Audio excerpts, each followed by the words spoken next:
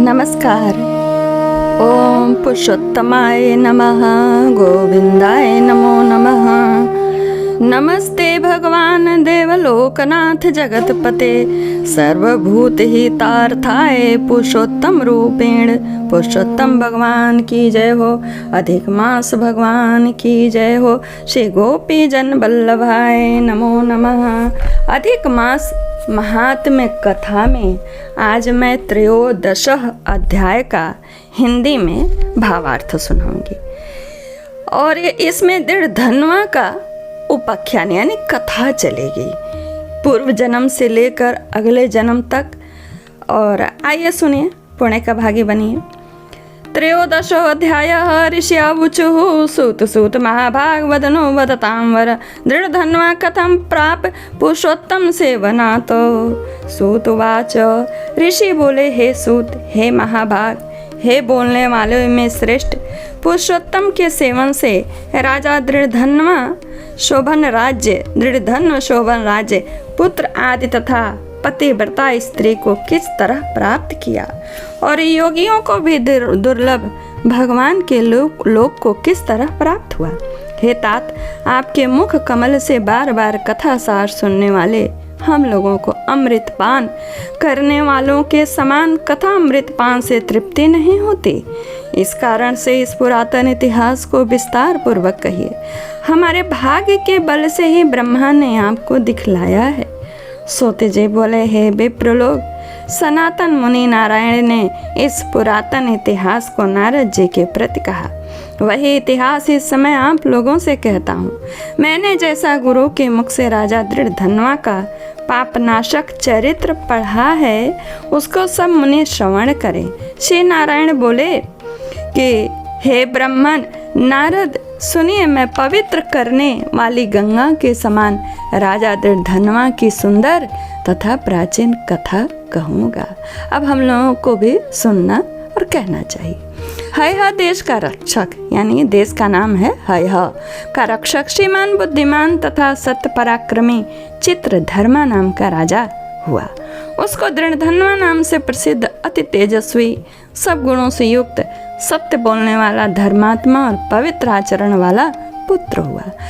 कान तक लंबे नेत्र वाला, यानी खूब लंबी आँखें, चौड़ी छाती वाला, बड़ी भुजा वाला, महातेजस्वी, वह राजा दृढ़धन्वा प्रशस्त गुण समूहों के साथ साथ बढ़ता रहा। वह चतुर राजा दृढ़धन्वा प्रसन्नता के साथ गुरु के मुख से एक ही बार कहने से पूर्व में पढ़े हुए के समान व्याकरण आदि 6 अंगों के साथ 4 वेदों का अध्ययन कर दिया।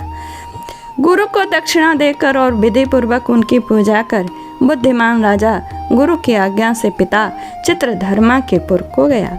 अपने नगर में वास करने वाले प्रजा वर्ग के नेत्रों को आनंदित करता हुआ जिस पुत्र को देखकर राजा चित्रधर्मा भी अत्यंत हर्ष को प्राप्त हुआ, पुत्र जवान हुआ, संपूर्ण धर्म को जानने वाला हो और प्रजा पालन में समर्थ हो। इससे बढ़कर सार शून्य इस संसार में और क्या है एक राजा पिता के लिए, अर्थात कुछ नहीं है। अब मैं 2 भुजा वाले पिता कहते हैं, ये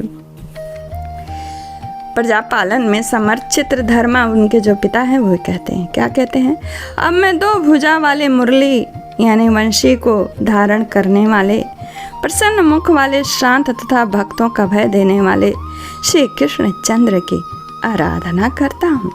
जिस तरह ध्रुव, अम्बरीश, शरयाति, ययाति प्रमुख राजा और शिवी, रंतिदेव, शशबिंदु, भगीरथ, भीष्म, विदुर, दुष्यंत और भरत, पृथु, तानपाद, प्रहलाद, विभीषण, ये सब राजा तथा अन्य लोग भी अनेकों लोगों को त्याग कर इस अनित्य शरीर से पुरुषोत्तम भगवान की आराधना कर नित्य सदा रहने वाले विष्णु पद को चले गए।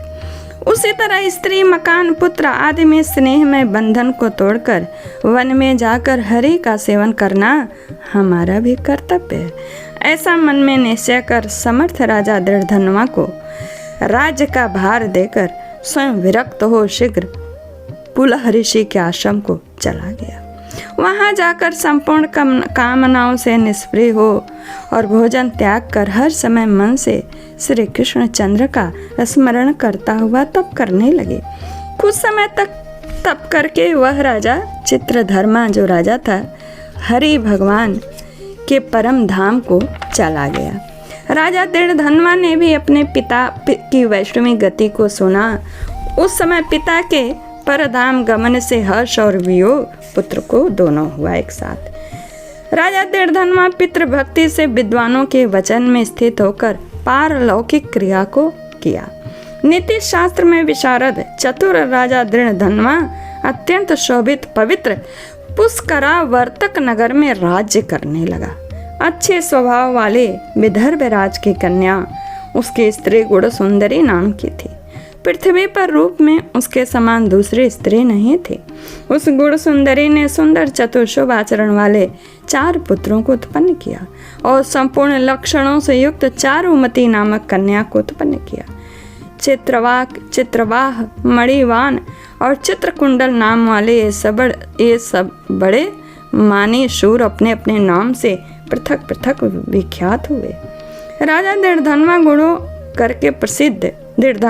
करके प्रसिद्ध शांत दांत दृढ़ प्रतीक रूपवान गुणवान वीर और श्रीमान स्वभाव से सुंदर, चारों वेद और व्याकरण आदि के 6 अंगों को जानने वाले, वाग्मी, वाक चतुर, धनुर्विद्या में निपुण, अरिष्ट वर्ग यानी काम, क्रोध, लोभ, मोह, मद और मत्सर को जीतने वाला और शत्रु समुदाय का नाश करने वाला, क्षमा में पृथ्वी के समान, गंभीरता में समुद्र के समान, समता यानी सम व्यवहार में पितामह ब्रह्मा के समान, प्रसन्नता में शंकर के समान, एक पत्नी व्रत, एक ही स्त्री के विवाह करने का व्रत को करने वाला वह दूसरे रामचंद्र जी के समान, अत्यंत उग्र पराक्रमशाली दूसरे कार्तवीर यानी सहस्त्रार्जुन के समान था। नारायण बोले, एक समय रात्रि में शयन किए हुए उस राजा दृढ़धन्वा को चिंता हुई कि अहो, यह वैभव किस महान पुण्य के कारण हमें प्राप्त हुआ है।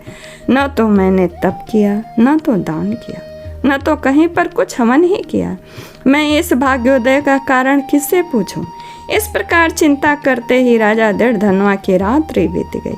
प्रातः काल ब्रह्म मुहूर्त में उठकर विधि पूर्वक स्नान कर उदय को प्राप्त सूर्य नारायण का उपस्थान कर भगवान की कला पूज कर अर्थात देव मंदिर में जाकर देवता का पूजन कर ब्राह्मणों को दान देकर तथा नमस्कार करके घोड़े पर सवार हो गए।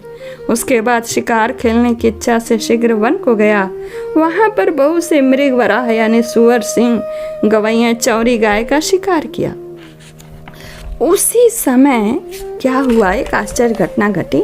उसी समय राजा दृढ़धन्वा के बाण से घायल होकर कोई मृग बाण सहित एक वन से दूसरे वन को चला गया।